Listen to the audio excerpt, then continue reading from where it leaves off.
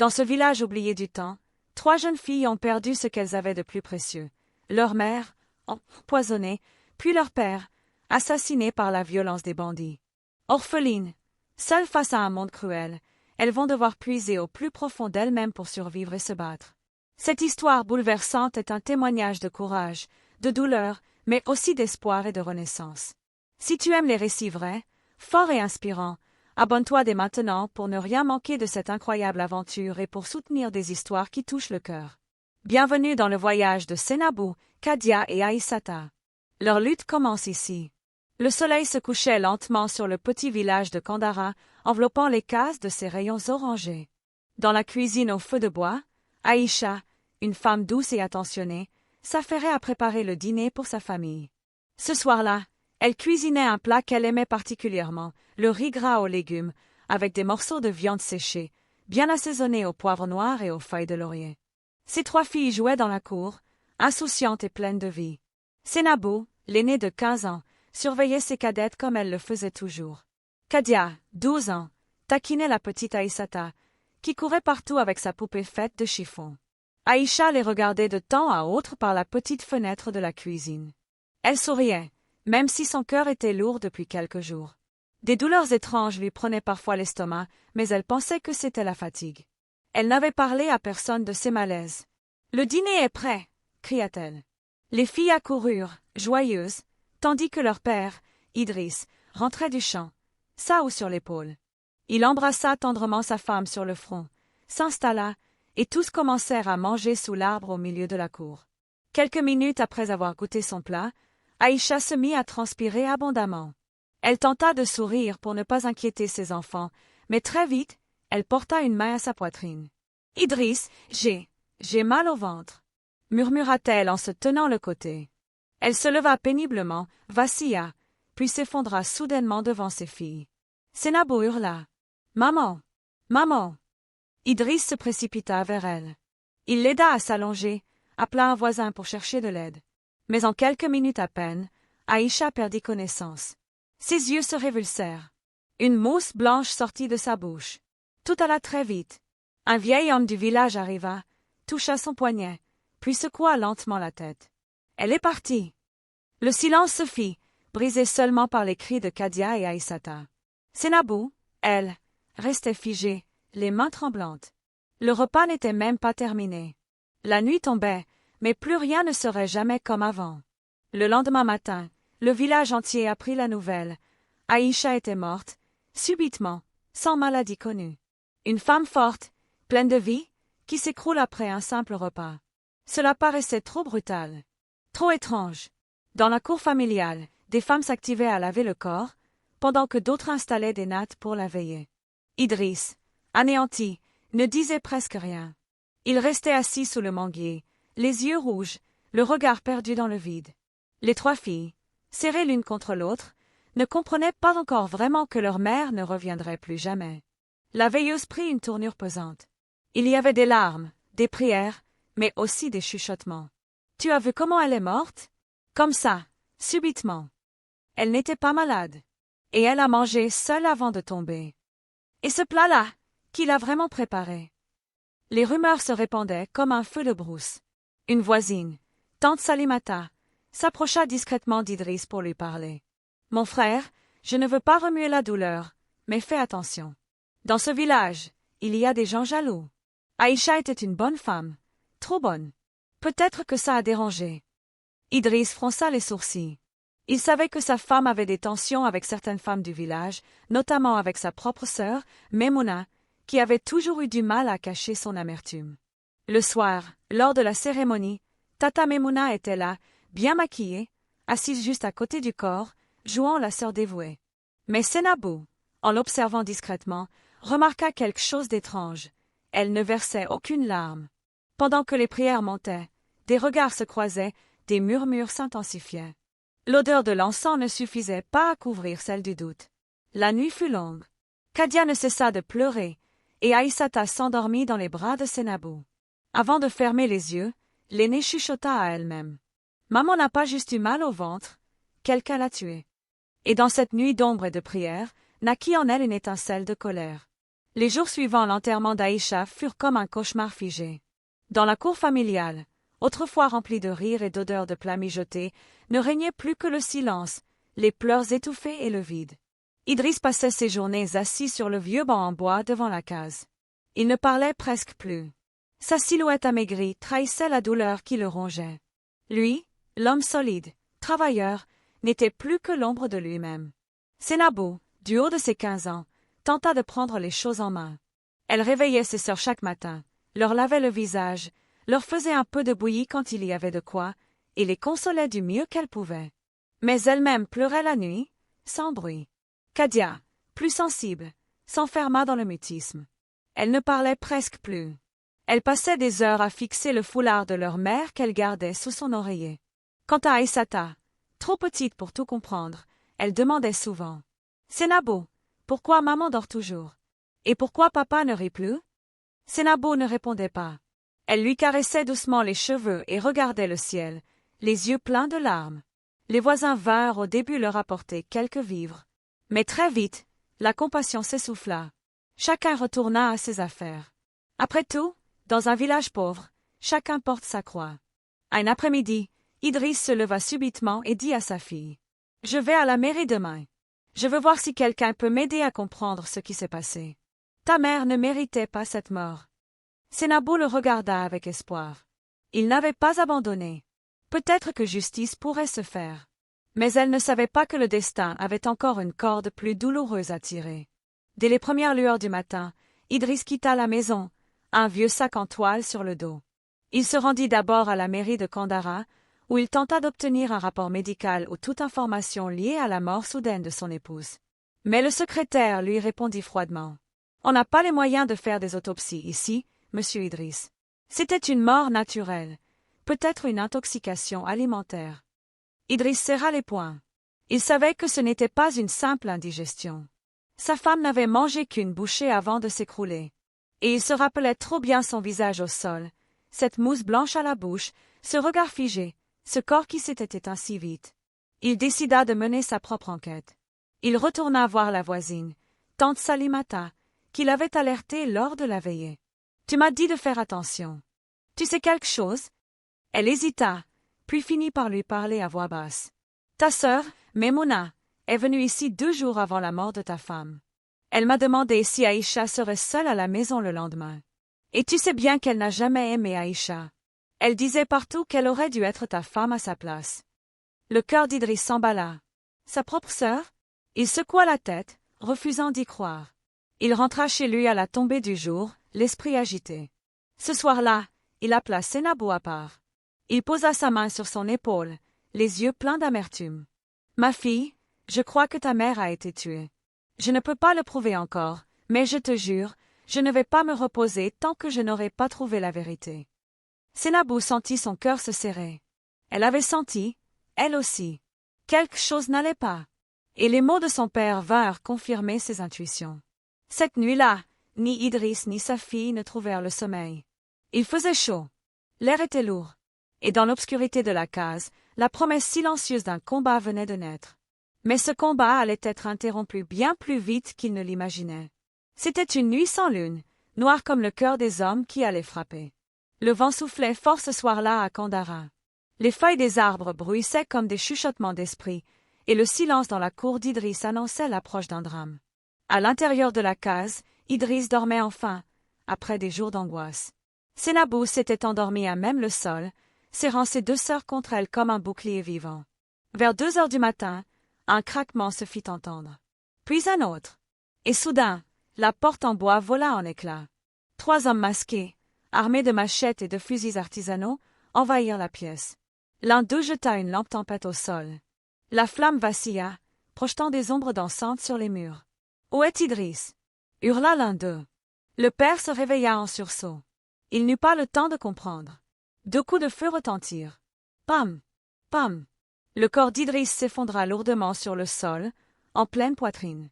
Sénabou, étouffant les cris de ses sœurs, les tira d'un coup sous le vieux lit de paille, tremblant de tous ses membres. Elle vit les pieds des hommes marcher dans le sang de son père. « C'est bon. On a fini ici. » dit l'un d'eux. Avant de sortir, ils mirent le feu à un coin de la pièce. Mais un voisin, alerté par le bruit, commença à crier, réveillant tout le quartier. Les hommes s'enfuirent dans l'obscurité. Le feu fut rapidement maîtrisé. Mais le mal était déjà fait. Idriss gisait là, baignant dans son sang, les yeux encore ouverts, comme s'il cherchait les yeux de sa fille une dernière fois.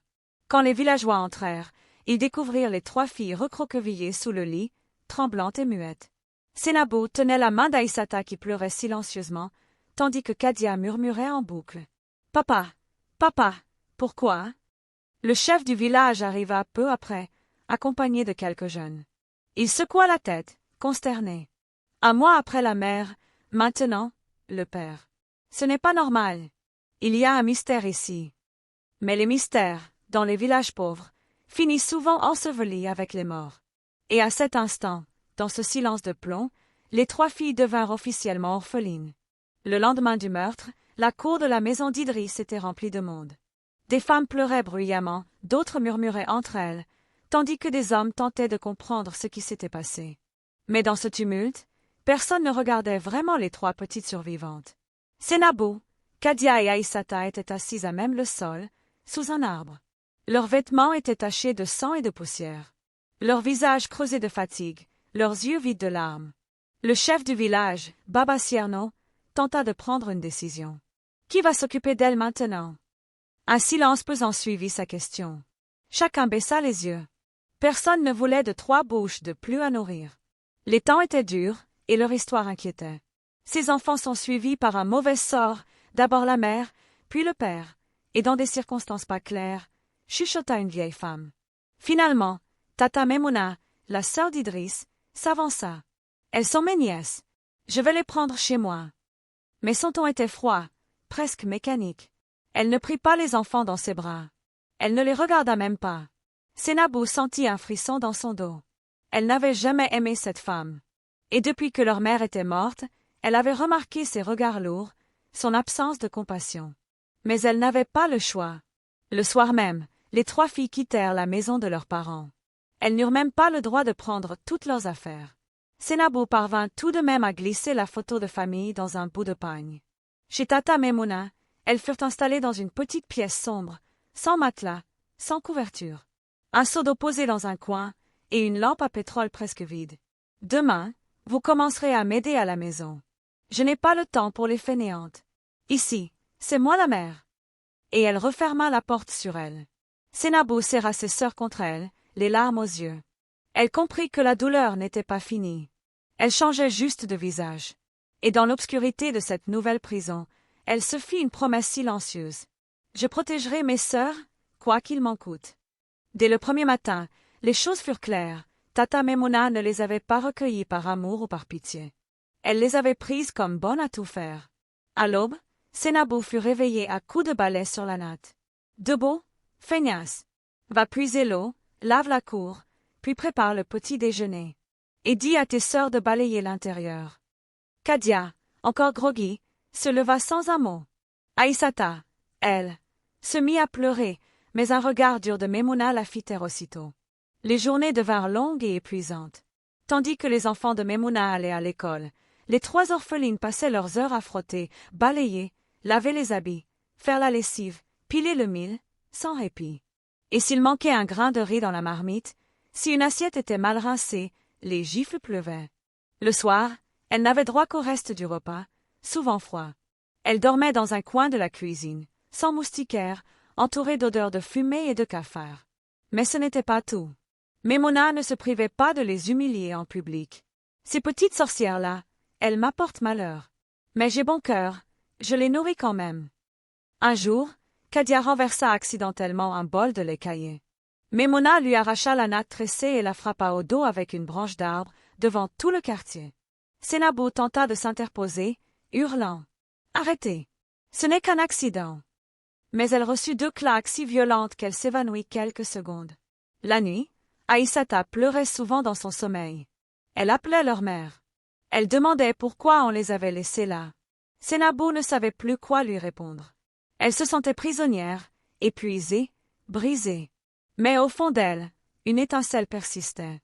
Et un soir, tandis qu'elle regardait la lune à travers le petit trou dans la toiture, elle chuchota à Kadia. On ne tiendra pas ici. On doit fuir. Kadia la regarda avec peur. Mais, où allons-nous aller? Je ne sais pas. Mais n'importe où sera mieux que l'enfer. Et ainsi, une nouvelle décision se dessina dans le silence, fuir ou mourir à petit feu. La nuit qui précéda la fuite fut une nuit d'angoisse et d'espoir mêlés. Sénabou veilla tard, surveillant le sommeil agité de ses sœurs. Elle se demandait si elles auraient assez de force pour affronter l'inconnu. À peine les premiers rayons du soleil caressaient l'horizon, elle réveilla doucement Kadia puis Aïssata. « Il faut qu'on parte. Maintenant. » Les filles prirent quelques affaires qu'elles purent glisser dans un vieux sac en toile déchiré, quelques vêtements, la photo de famille et le petit bracelet en perles que leur mère portait toujours. Elles quittèrent la case en silence, le cœur battant, ne se retournant qu'une fois, pour voir la silhouette de Tata Maimouna à la porte, les bras croisés, sans un mot. Elles descendirent la piste de terre battue, évitant les regards curieux des voisins qui, pour la plupart, n'étaient pas surpris.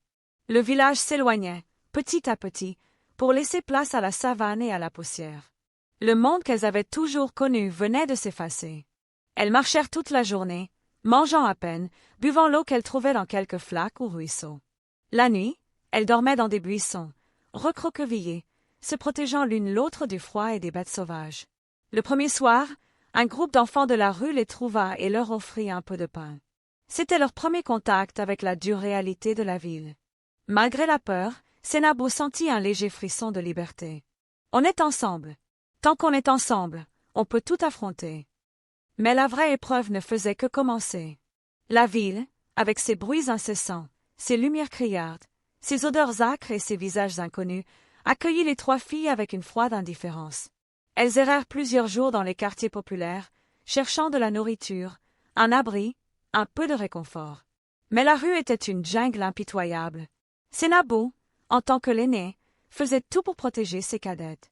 Elle apprit vite à repérer les coins où les vendeurs laissaient des restes, où les passants étaient un peu plus généreux.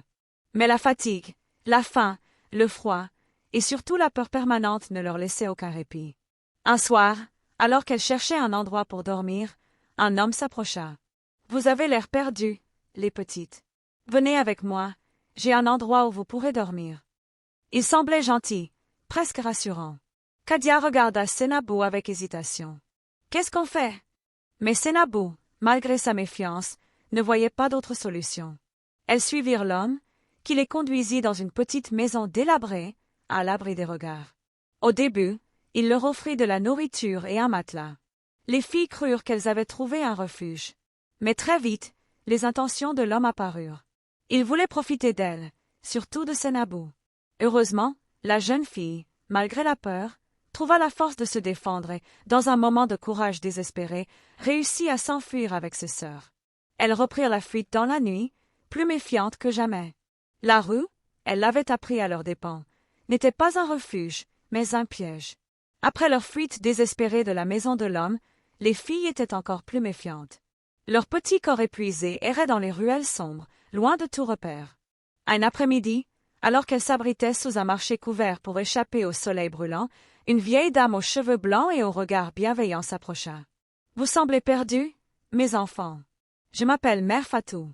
Venez chez moi, vous serez en sécurité. » Mère Fatou, veuve depuis plusieurs années, avait connu beaucoup de douleurs, mais son cœur restait grand ouvert. Elle vivait dans une petite maison modeste, avec un jardin d'herbes médicinales. Les filles acceptèrent, épuisées et sans autre choix. Chez Mère Fatou, elles retrouvèrent pour la première fois un semblant de paix. Elle leur offrait un repas chaud, un lit propre, et surtout, des paroles douces. « Vous êtes mes filles à présent. Ici, vous serez protégées. » Sous ce toit, elles reprirent peu à peu confiance. Sénabou retourna à l'école. Kadia et Aïssata retrouvèrent le sourire. Mais derrière cette paix fragile, le passé les hantait encore. Le souvenir de Tata Maimouna, des bandits et des rues hostiles ne s'effaçait pas. Et tandis que la confiance renaissait, une nouvelle vérité allait bientôt émerger. Sous le toit de Mère Fatou, la vie reprenait un rythme presque normal. Chaque matin, le chant des oiseaux s'infiltrait par la fenêtre, apportant avec lui une lueur d'espoir. Les filles allaient à l'école du village, riaient avec d'autres enfants, apprenaient à lire, écrire et compter. Sénabou, déterminée, aidait même ses sœurs à faire leurs devoirs, comme une vraie grande sœur. Mais au-delà de cette apparence de paix, une ombre persistait. Un soir, autour d'un feu de bois dans le jardin, Sénabou confia à Mère Fatou ses doutes sur la mort de ses parents. « Je suis sûre que maman n'est pas morte d'une maladie. Quelqu'un l'a empoisonnée, et papa, ils l'ont tuée. » Mère Fatou l'écouta attentivement, son regard grave. « La vérité est parfois lourde à porter, ma fille. Mais il ne faut jamais la laisser mourir avec les innocents. » Avec l'aide de Mère Fatou, Sénabou commença à recueillir des témoignages, à interroger discrètement des voisins et à rassembler des indices. Un jour, une vieille voisine lui parla de Tata Memouna, qui avait montré une jalousie féroce envers sa sœur et qui avait été vue près de la maison le jour de la mort d'Aïcha. Une autre racontait avoir entendu des menaces contre Idriss quelques semaines avant sa mort. Petit à petit, le voile se levait. Mais pour aller plus loin, elles allaient devoir affronter de puissants ennemis. Grâce à la détermination de Sénabou et au soutien de Mère Fatou, les pièces du puzzle commencèrent à s'assembler. Une nuit, elles rencontrèrent un ancien ami d'Idriss qui leur confia en secret. Tata Memouna n'a jamais supporté qu'Aïcha soit la femme d'Idriss. Elle a toujours rêvé d'être à sa place. J'ai entendu dire qu'elle a acheté un poison chez un herboriste, prétendant vouloir régler un problème de jardin. Le choc fut immense pour Sénabou. La jalousie avait dépassé les limites de la raison, et la famille, celle qui devait être un refuge, s'était transformée en piège mortel. Mais ce n'était pas tout. En creusant davantage, elles découvrirent que les bandits qui avaient tué Idriss n'étaient pas de simples voleurs. Ils avaient été engagés par des complices de Memouna pour faire taire l'homme qui cherchait à révéler la vérité.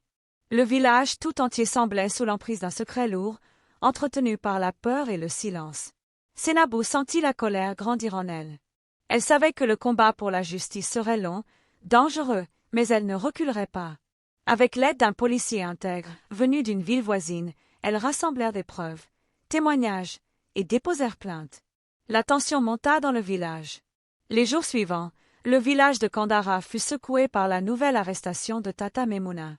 Devant les preuves accablantes et les témoignages recueillis par Sénabou et Mère Fatou, la police ne put faire autrement que de la mettre en garde à vue. Les villageois, choqués, commencèrent à murmurer, à se demander comment une femme de leur communauté avait pu commettre un acte aussi terrible. Pendant ce temps, les filles, bien que marquées par la douleur, retrouvèrent peu à peu une certaine sérénité. Mère Fatou, toujours présente, leur offrit un foyer stable et plein d'amour. Sénabou, désormais responsable de ses sœurs, se jura de ne plus jamais laisser le passé dicter leur avenir. Kadia et Aïssata retrouvèrent le sourire, allant à l'école avec enthousiasme. Loin des malheurs d'autrefois, elles commencèrent à rêver. Leur histoire, bien que marquée par la tragédie, était aussi celle de la résilience, de l'espoir et de la justice rendue. Et dans le cœur des trois filles, la promesse d'un avenir meilleur brûlait comme un feu inextinguible. Quelques mois après l'arrestation de Tata Memouna, la vie reprit lentement son cours à Kandara. Les filles, désormais officiellement sous la garde de Mère Fatou, se sentaient enfin en sécurité. Elles avaient retrouvé une maison où les rires n'étaient plus étouffés, où les repas étaient partagés avec amour, où les nuits étaient calmes. Sénabou, forte et mature au-delà de son âge, continuait d'aider ses sœurs à grandir, à s'épanouir. Elle avait repris l'école avec sérieux, déterminée à devenir enseignante un jour, pour aider les enfants comme elle, abandonnés et vulnérables. Kadia s'était découverte une passion pour la musique et la danse, illuminant chaque fête du village par son énergie. Aïssata, la petite dernière, retrouvait sa joie d'enfant, insouciante et souriante, portée par l'amour de ses aînés et de leur mère adoptive. Le village, quant à lui, apprenait à faire face à ses blessures, à tourner la page. Certains parlaient encore du drame, mais la justice avait apaisé les cœurs. Un soir, sous le grand manguier de la maison de Mère Fatou, les trois filles, main dans la main, regardaient les étoiles. Sénabou murmura « Maman, papa, là où vous êtes, sachez que nous sommes fortes. Nous sommes prêtes à écrire notre propre histoire. » Et dans le silence doux de la nuit, leurs cœurs lourds s'allégèrent enfin. Un nouveau départ venait de commencer.